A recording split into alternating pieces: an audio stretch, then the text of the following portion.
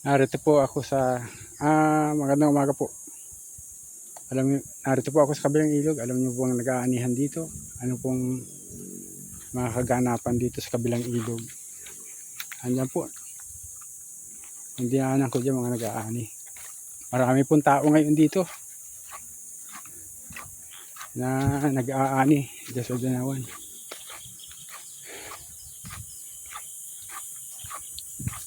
Ayan po.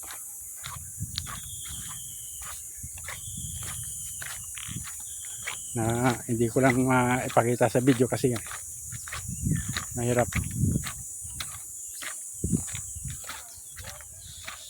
Ayan po, Danawan.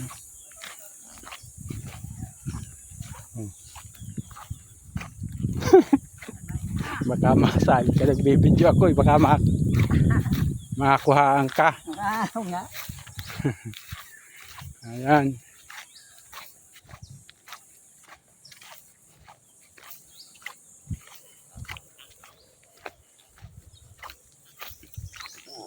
Mabunga po ang nyug dito. Ayan o. Mabunga. Nyug.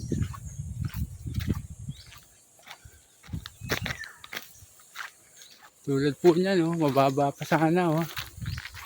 Lalo hindi natin kayang akyatin yan. Ayan o. Mabunga na.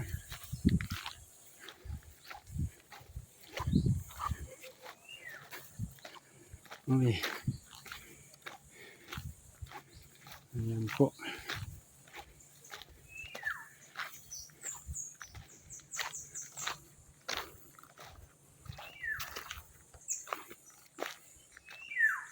Ayan po. Oh, malapit ang bumunga ang santol. Maraming ibon. Yung mga bulaklak yan.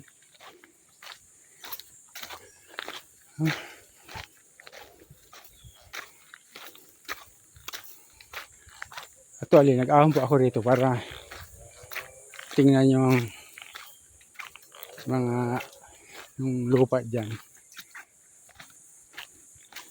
Kasi mahawa naman dito. Maganda sanang maging kalsada ito. Dapat ay malagyan ng tulad dyan sa ilog pagtawid na makakadaan ng sasakyan para po nakakarating dito nang hindi na nakakakit dyan sa bundok ng sasakyan. Para kung magtaniman sila ng pinya, yung mga kupra nilang ibababa, yung mga kung ano mga pananim na ano dyan na maitatanim, may sasakay sa sasakyan. Hindi po malalanog, hindi masisira. Kaya maganda sana itong ano, madali lang naman itong gawing ano, daan. Kasi dati na itong daan ng laging. Dati na po itong daan ng laging. Kaya madali lang sana itong gawin. Hindi na pagtutuunan ng gobyerno. Ayan po, mahaba po yan. Hanggang yan dyan sa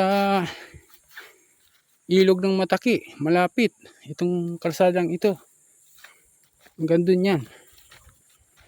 Dito lang po ako. Oh, ano? Maano ka? Ha? Tapos na. Ilan man?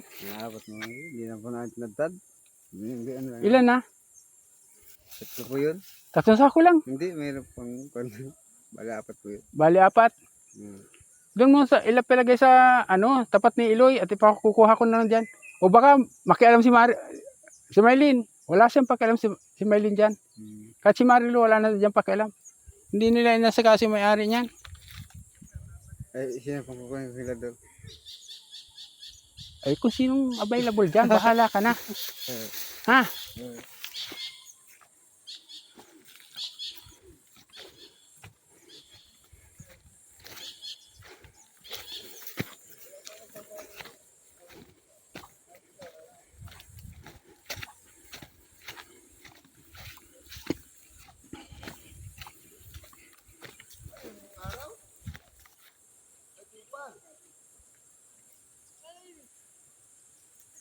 Sabi ng mami ko.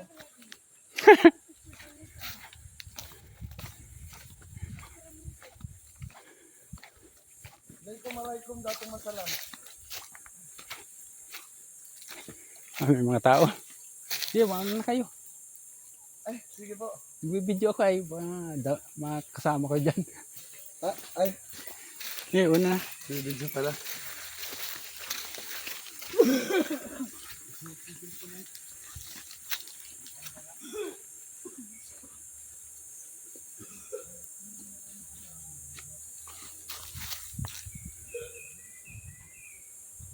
Katulad niyan po, yung puno ng mangga na yan, kung mapapabunga sana. Oh, oh mga langka, ang daming bunga ng langka. Ayan po. Kita nyo? Ayan.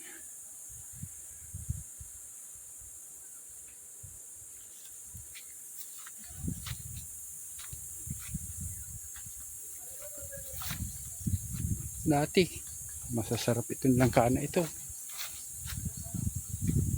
Nauna na. Ayan, oh.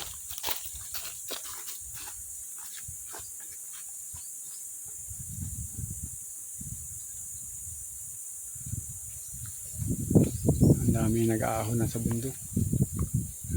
Mga kabataan po yung kanina.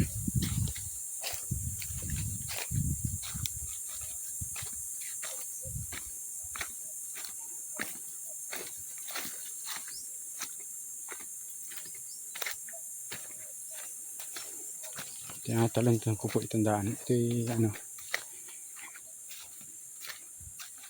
papunta ron sa amin. Marami pong tao ngayon dito. Yung araw ng linggo ay. Ayan po.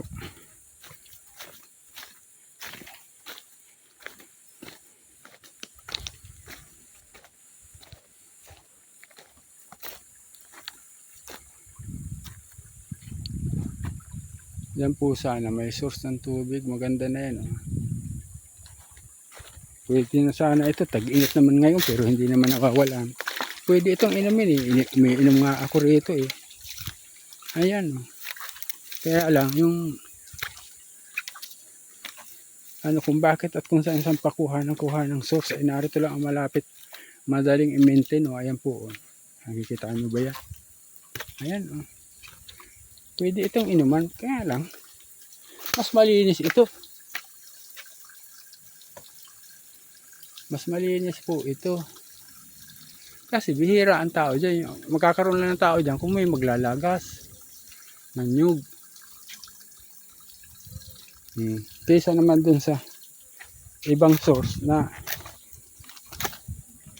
kumbaga hindi makukontrol yung ano yung lugar, maraming tao ang maaaring pumunta. Ay ito ay pwede.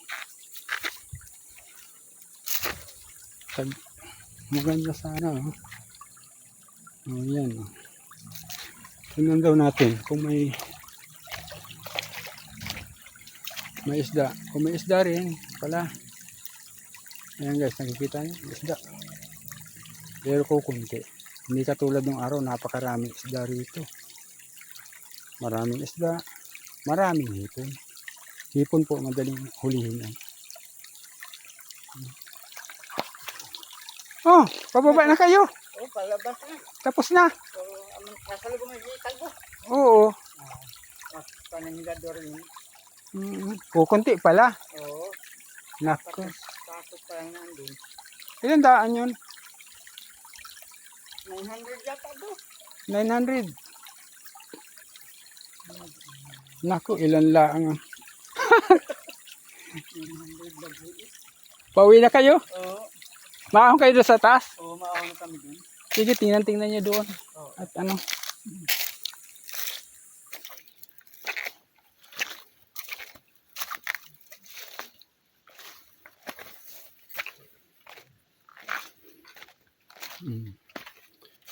Ito, narito lang po ang source ng tubig, malapit. Kaya, nako. Hindi, pero talagang mayroon na rito kinuha sila. Nandiyan nga ang tubo. Kaya lang, hindi po gumagana. Ay, ewan ko lang kung bakit ay may tubig naman. Ano po? Meron po. Hindi naman po natuyuan ang tubig pero walang tumutulo doon. Kung saan ang dahilan. Ang akin pong nakikita dyan kasi walang maintenance. Wala pong walang inilagay silang pamunuan para magngalaga ng water system ng barangay. Yun po ang nangyari. Meron po rito oh. Ayan nga ang tubo. Nakikita niyo ba tubo na yan? Yan oh. Pero walang tubig sa ibang parte. Tingnan ko nga po kung saan kung bakit at alam ko may tubig naman eh.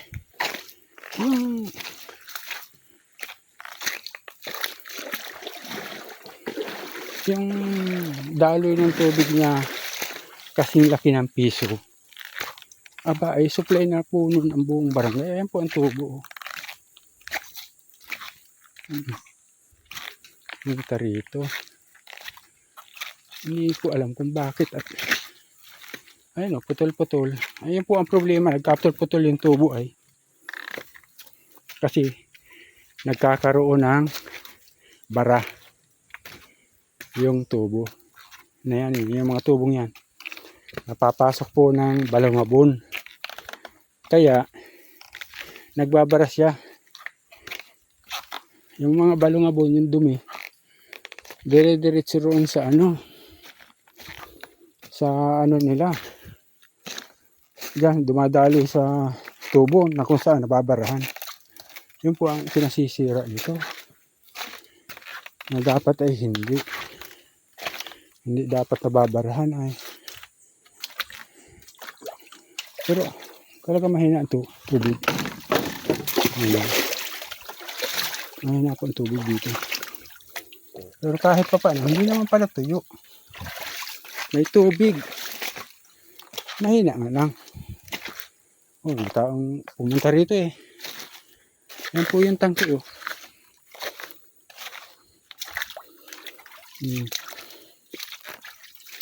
Sayang ang tubo pala ito. Tubong bakal. Nila. Sayang ang project na ito. Hindi napapakinabangan maigi. Ito po tangke oh. Dinirekta na yata ito rito. Hindi na dumadaan sa tangke.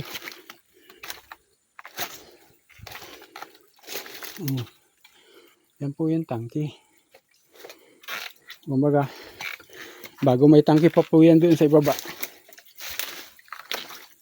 Ito po yung pinakasala niya.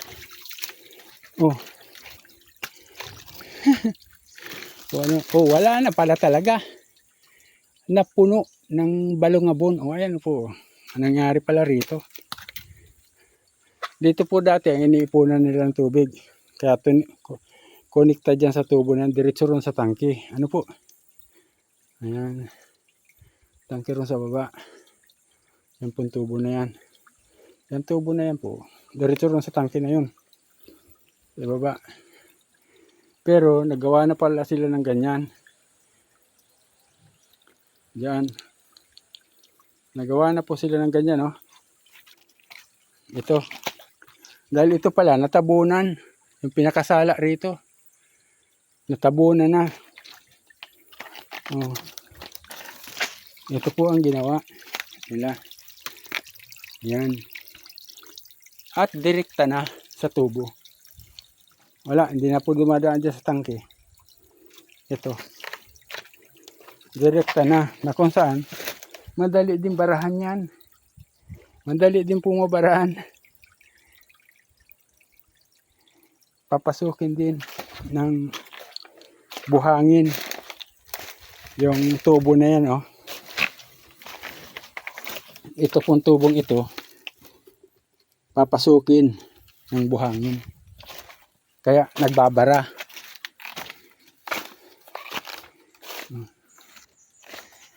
Okay. Yun po ang ano, sayang itong project na ito. Kulang-kulang 1.3 million. Ito pong project na ito. Siguro ang distansya nito sa tabing kalsada ay mga mahigit kalahating kilometro po. Ganyan. Magkulang man ito ng kaunti sa 1 kilometro. Basta mahigit kalahating kilometro po yan. Distansya sa tabing kalsada. Yung pong provincial road. Sayang na proyekto ito. 1.2 million. 2006. Hindi ako nagkakamali. 2006 or 2009. Wala na po. Wala na. Hindi na halos pakinabangan. Sayang.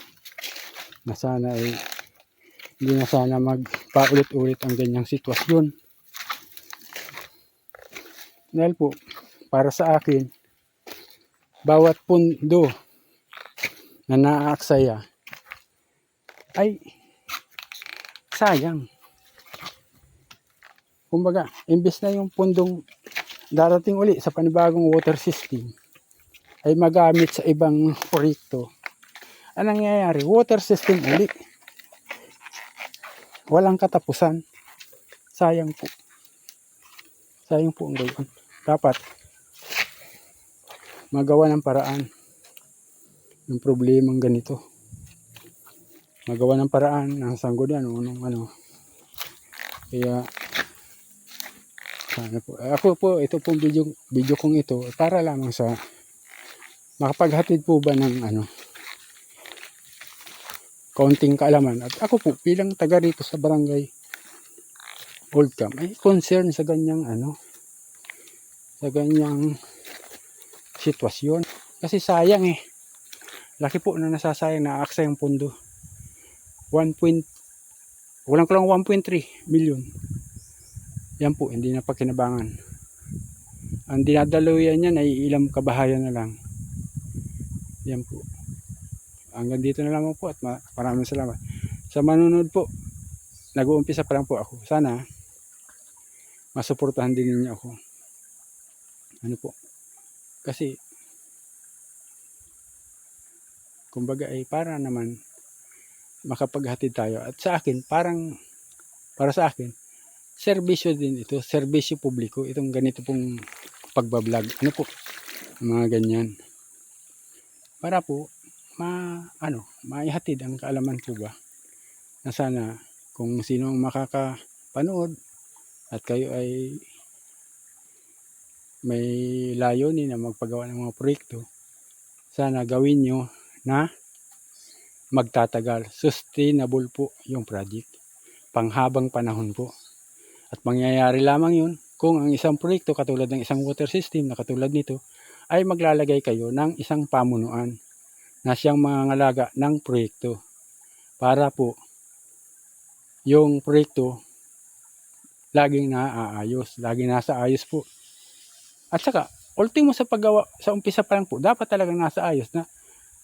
Dapat ay yung hindi papasukin ng dumi yung mga tubo na yan para po hindi nagbabara. Marami pong proyekto na umuunlad pero hindi, kasi nga hindi nasisira at hindi pinapasok ng dumi yung mga tubo. Dahil doon hindi nagbabara at saka may pamunuan at may koleksyon. Kumukuha ng taripa po ba para yung proyekto hindi pa wala, kundi papalaki, paunlad ng paunlad, palaki po ng palaki yung proyekto. Ganun po sana. Marami pong salamat. At ito po naman ay ginawa ko ito hindi para manira ng kung sino man, kundi para magkaroon po ng kaunting yung po bang para hindi na maulit po itong ganitong sitwasyon, sistema. Na sana huwag na maulit ang ganito. Yun po, maraming salamat. Hanggang dito na lang po.